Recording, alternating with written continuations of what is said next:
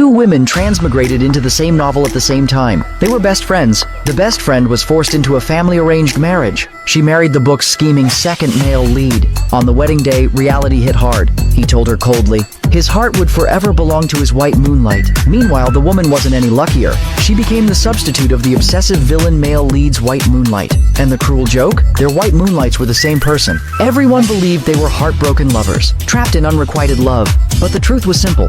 The heartbreak was fake. The despair was fake. They never cared about love. What they wanted was money. When the male lead played the piano, the woman didn't hear romance. She heard cash flowing. When the best friend received the divorce agreement, she wasn't crying. She was counting the compensation digits. The second male lead misunderstood completely. He thought she was devastated, so he handed her another card. $2 million in compensation. The best friend instantly switched expressions. She put on a heartbroken, devoted face. She begged him to try loving her. The second male lead turned and left. The moment he disappeared, she carefully picked up the card from the floor. Then came the bad news. The white moonlight was returning. They remembered the original plot instantly. One would be locked in a mental hospital. The other would have tendons cut and be abandoned in the mountains. Both endings were brutal. They made a decision. Run! Before everything went wrong. Unfortunately, they were overheard. Both men heard them. They asked where they were going. The woman reacted instantly. She lied without blinking. They had booked a running coach to lose weight. The men left. The women looked at each other and made another decision. Before running away, they would enjoy life first. At the bar, fate collided again.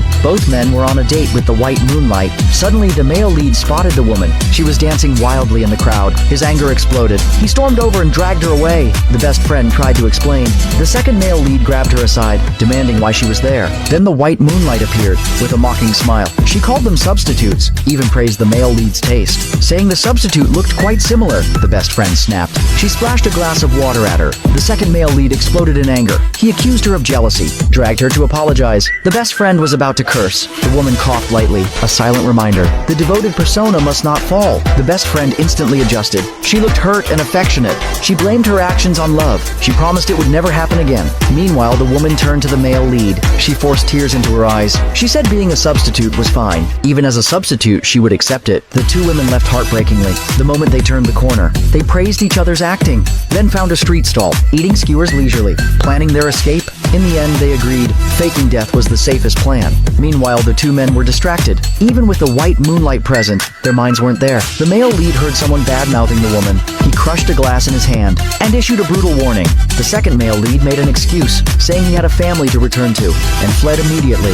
The white moonlight's expression darkened, the malice barely concealed. Elsewhere, the two women were crying. Tears streamed down as they ate spicy skewers. At that exact moment, they were seen by the two men, and completely misunderstood. They thought those tears were heartbreak.